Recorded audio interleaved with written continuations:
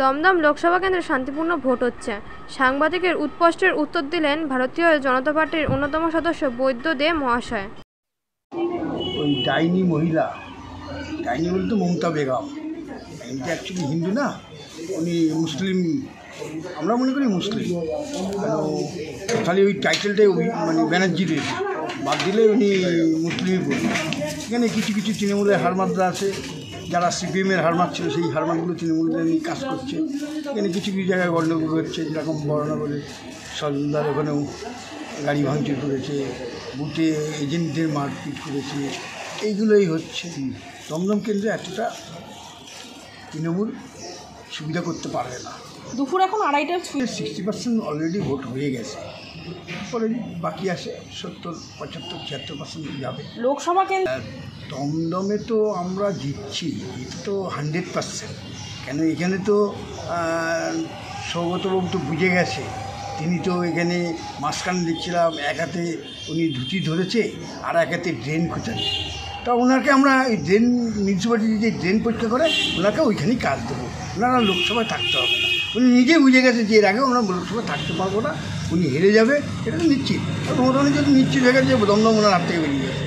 উনি এটা আজকে সবচেয়ে তো ভালো যে অজিলাম স্কুলে যে ভোট হচ্ছে, সৌগত বাবু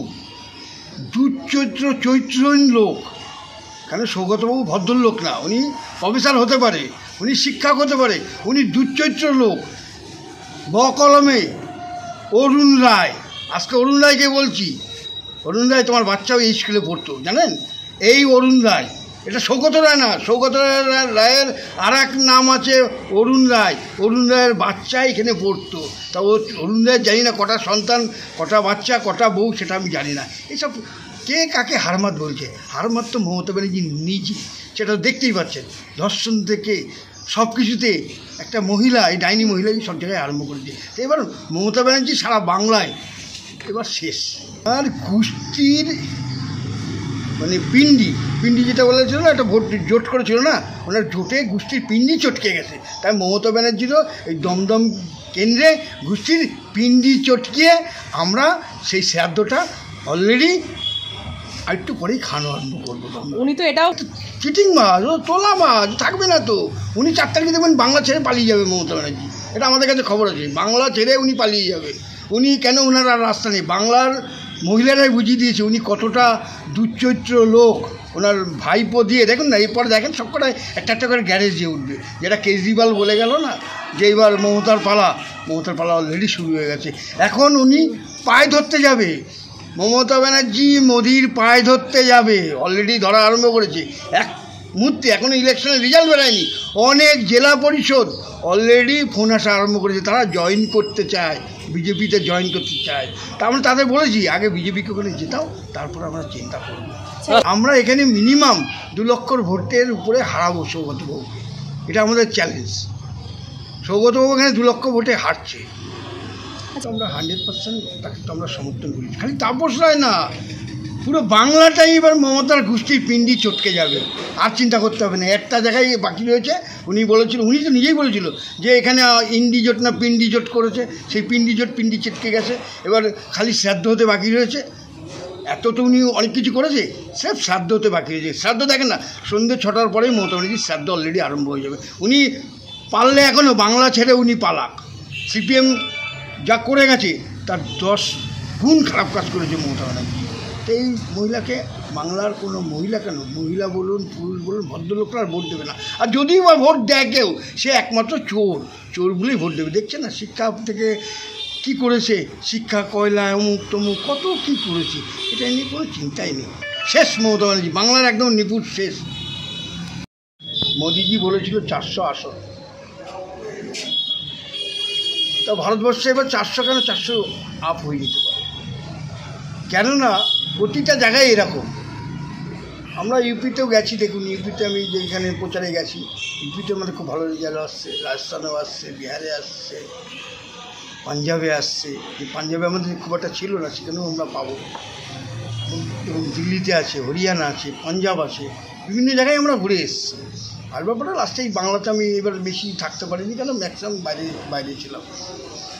দেখবেন মোদিজি বলেছিল 400। আরে এই মূর্খগুলো এই নিয়ে আলোচনা করছে 400 নিয়ে। তা আমরা যে দেখুন ছক করেছিলাম, আজকে আমি বলেছি ভোট শেষ তো বলেইছি, আমরা ছক করেছিলাম 400। আর এই যারা বিরোধী রয়েছে না, তারা 400 নিয়ে চিল্লাচিল্লি করে হই করছে। এই মুখ্য অশিক্ষিতগুলো জানে না যে 272 হলেই আপ হয়ে যাবে। তাই এবার আমরা 100% আসছি, এবং আমার কথা না, রেজাল্ট হবে মঙ্গলবার। আপনি সোমবারে ইন্ডেক্স,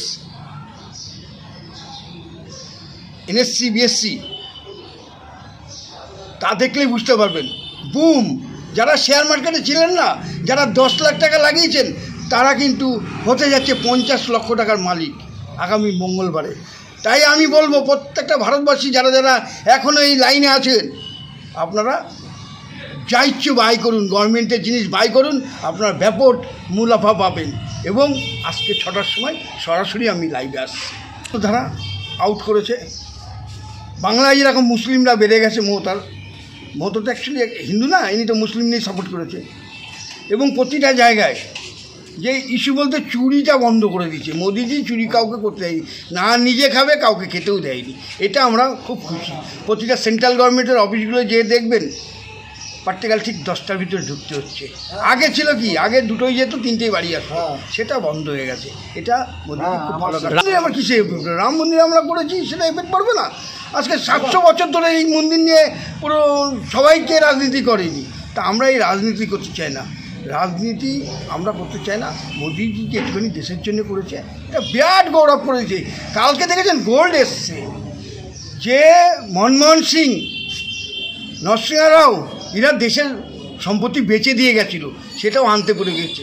এটা আরও 2 দিন যদি আগে আসতো, তাহলে মমতা কেন, ওই যা ছিল রাহুল গান্ধী বলুন, বলুন, এদের মাথায় বাজনা পড়েছে। এবার রাহুল গান্ধী দেখবেন গোটা 30টা সিট পাবে নাকি সন্দেহ, আর মমতা 10-এর নিচেই আসবে। ওনার সেই জায়গায় হয়ে গেছে। ওনার লাস্ট হচ্ছে কালীঘাটে রাস্তায় থালা নিয়ে ভিক্ষা করতে হবে, বাটি হাতে করে ছাড়বো। মমতাকে যেখানে পাবো, মমতা অভিষেককে বাটি হাতে করে ছাড়বো। এরপরে আগামী দিন এই কালীঘাটে বাড়ির সামনে ওনাকে যদি বাটি না ধরাতে পারি, আমরা শ্রমিক সংগঠন থেকে দেখতে পাবেন। অলরেডি কেন্দ্রীয় সরকারের যতগুলো সংগঠন ছিল অলরেডি তাড়িয়ে দিয়েছি। এরবার ঢুকবো রাজ্য সরকারের বিভিন্ন যেসব জায়গায় দুর্নীতি আছে, সেই দুর্নীতিতে আমরা ঢুকবো। না, আমার নলেজে নেই। 2-1 জায়গায় একটু অপ্রীতিকর ঘটনা হয়েছে, 2-1টা জায়গায়, সেরকম না। কিন্তু অশান্তিকর পরিবেশ তৈরি হয়েছে না, সেরকম আমাদের এলাকায় নেই, এই এলাকায় তৈরি হয়নি। ক্যাম্প অফিস নেই সেটা তো আমরা বলতে পারবো না। অ্যাকচুয়াল আমাদের ক্যাম্প অফিস আমরা রেখেছি, তা ওনাদের তো থাকা উচিত। তারা লোকজনের সমর্থন নেই, ওরা তো সেটা বুঝতে পেরেছে। যাই হোক, তো সেক্ষেত্রে ওরা হয়তো এখন কিছুটা ব্যাকফুটে আছে। এখনো 2.5 ঘন্টা বাকি। আমরা একটু ভয় পাচ্ছি সেকেন্ড হাফে যদি কিছু ভয় হতে পারে। এটা আমাদের এখনও এই জায়গাটায় আমরা নিজেদেরকে চেক করার চেষ্টা করছি, যাতে প্রফিট না হয়। প্রত্যেকটা বুথে এজেন্ট বসাতে পেরেছে? হ্যাঁ, প্রত্যেকটা বুথে আমাদের এজেন্ট বসেছে।